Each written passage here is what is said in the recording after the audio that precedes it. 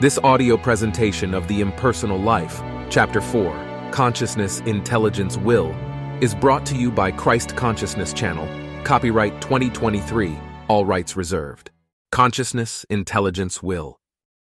Yes, I know the many mixed thoughts that have been crowding into your mind as you read, the doubts and eager questionings, the vague fear that imperceptibly changed into a growing hope that this glimmering of my meaning, which has begun to penetrate the darkness of your human intellect, may shine brighter so you can see clearly the truth which you instinctively feel is hidden beneath my words. Again I say, this I am speaking herein is the real self of you, and in reading these words it is necessary that you realize it is you, your own self, that is speaking them to your human consciousness, in order fully to comprehend their meaning. I also repeat, this is the same I am that is the life and spirit animating all living things in the universe, from the tiniest atom to the greatest sun, that this I am is the intelligence in you and in your brother and sister, and that it is likewise the intelligence which causes everything to live and grow and become that which it is their destiny to be. Perhaps you cannot yet understand how this I am can be, at one and the same time, the I am of you and the I am of your brother, and also the intelligence of the stone, the plant, and the animal. You will see this, however, if you follow these my words and obey the instructions herein given.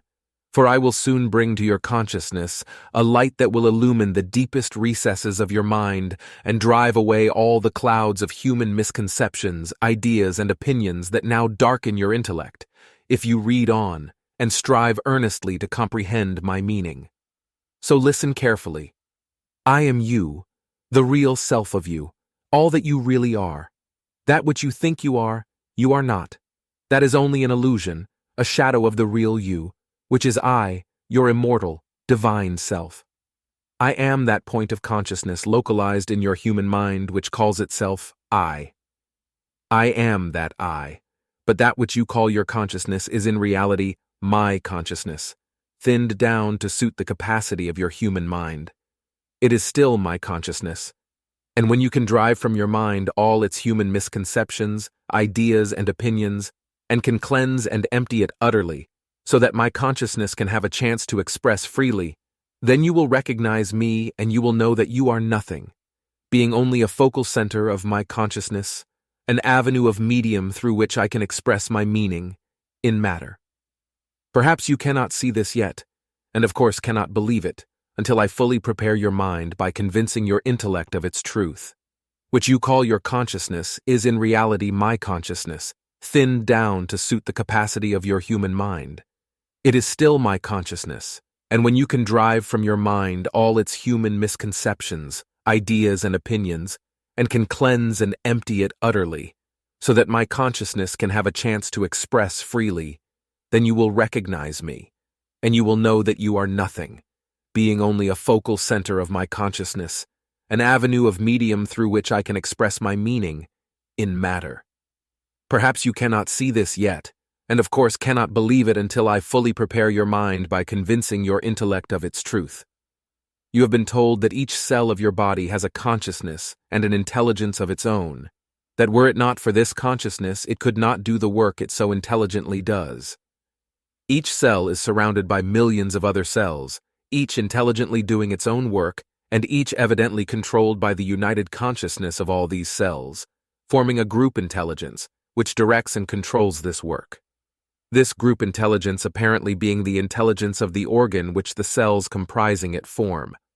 Likewise, there are other group intelligences in other organs, each containing other millions of cells, and all these organs make up your physical body. Now you know you are the intelligence that directs the work of the organs of your body, whether this directing is done consciously or unconsciously, and that each cell of each organ is really a focal center of this directing intelligence, and that when this intelligence is withdrawn, the cells fall apart. Your physical body dies and exists no more as a living organism.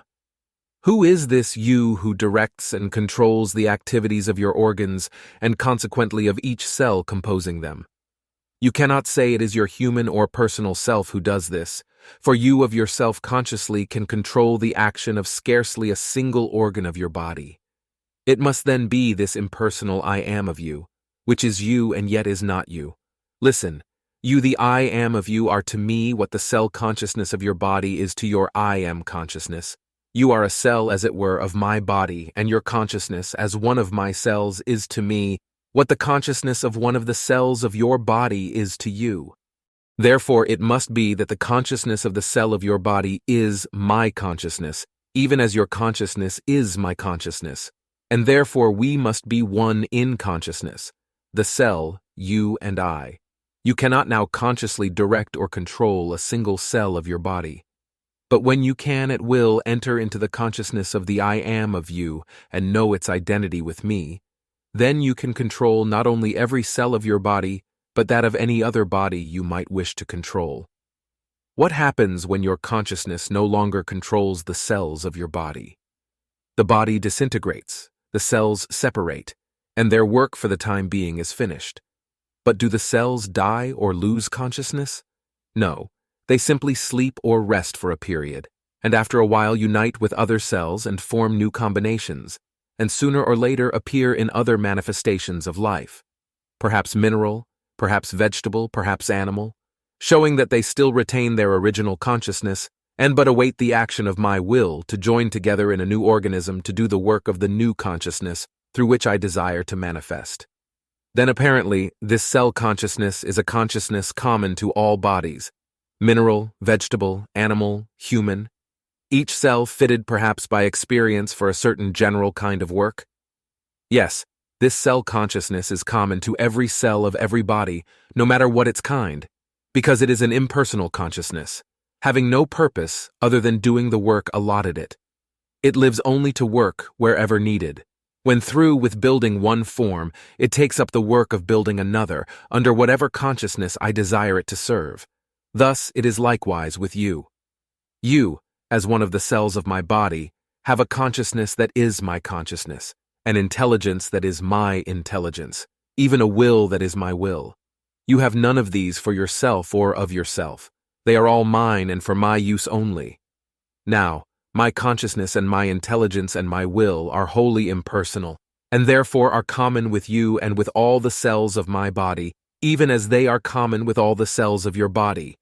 I am the directing intelligence of all, the animating spirit, the life, the consciousness of all matter, of all substance.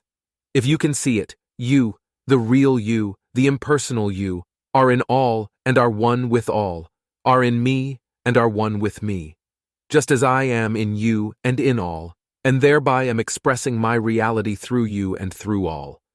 This will, which you call your will, is likewise no more yours personally than is this consciousness and this intelligence of your mind and of the cells of your body yours. It is but that small portion of my will which I permit the personal you to use. Just as fast as you awaken to recognition of a certain power or faculty within you and begin consciously to use it, do I allow you that much more of my infinite power. All power and its use is but so much recognition and understanding of the use of my will. Your will and all your powers are only phases of my will, which I supply to suit your capacity to use it.